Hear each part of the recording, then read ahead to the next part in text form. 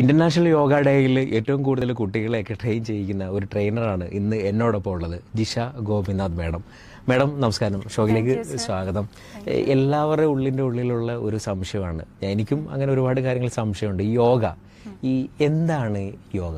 നാളെ അതായത് ജൂൺ 21 നമ്മൾ ഇന്റർനാഷണൽ യോഗ ഡേ സെലിബ്രേറ്റ് ചെയ്യാണ്. അപ്പൊ അതിന് എന്നെ ക്ഷണിച്ച സാറിന് പ്രത്യേകം ഒരു നന്ദി. Thank you so much. അപ്പോ എന്താണ് യോഗ എന്ന് പറഞ്ഞാല് ഒരു സിമ്പിൾ ഒരു സെന്റൻസിൽ പറയാൻ, it's the way of living.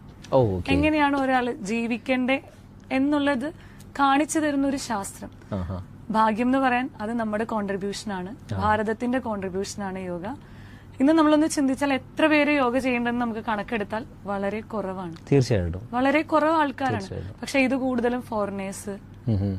അവര് യോഗയുടെ ഫിലോസഫി പഠിക്കാൻ ഭാരതത്തിൽ വരുന്നു, നമ്മളിൽ നിന്ന് ആ കൾച്ചർ എടുക്കുന്നു, അത് അവരുടെ രീതിയിൽ മാറ്റി ആ ഒരു സിസ്റ്റം ഇപ്പോഴും അവർ ഫോളോ ചെയ്യുന്നു. കേരളത്തിൽ വന്നിട്ട് യോഗ അല്ലെ, ഇന്ത്യയിലേക്ക് വന്നിട്ട് അവർ യോഗ പഠിച്ചിട്ട് അവരുടേതായിട്ടുള്ള രീതിയിലേക്ക് അവർ മാറ്റി പുതിയ ഇൻസ്റ്റിറ്റ്യൂട്ടുകൾ അല്ലെ പുതിയ കൾച്ചറിലേക്ക് അവർ അവിടെ പിന്നെ കൺവേർട്ട് ചെയ്യുന്നു, മാറുന്നുണ്ട്. നമ്മളിപ്പോ യൂട്യൂബ് തുറന്നാലോ ഗൂഗിൾ ചെയ്താലോ ഒരു ആസനം നമ്മളെടുത്ത്, അത് യോഗയിലെ ഓരോ പോസ്റ്റേഴ്സിനെയും ആസനാസ് എന്നാണ് പറയാ. അപ്പൊ ഈ ആസനാസ് എടുക്കും തോറും നമ്മൾക്ക് കാണാൻ പറ്റുന്ന പിക്ചർ കൂടുതലും ഫോറിനേഴ്സിന്റെ പിക്ചറാണ്. അതെ, തീർച്ചയായിട്ടും. കാരണം അവരുടെ വീഡിയോസ് കാണുമ്പോൾ അവരുടെ ഫ്ലെക്സിബിലിറ്റി നമ്മൾ വാവ് എന്ന് പറയും. പക്ഷെ അത് അവര് എവിടുന്ന് ലേൺ ചെയ്തു എന്ന് ചോദിച്ചാല് 5000 വർഷങ്ങൾക്ക് മുമ്പ് സേജ് പതഞ്ജലി എഴുതി വച്ചിട്ടുണ്ട്. 196 സൂത്രങ്ങളിലൂടെ ഒരു മനുഷ്യൻ എങ്ങനെ യോഗമാർഗം സ്വീകരിക്കാം.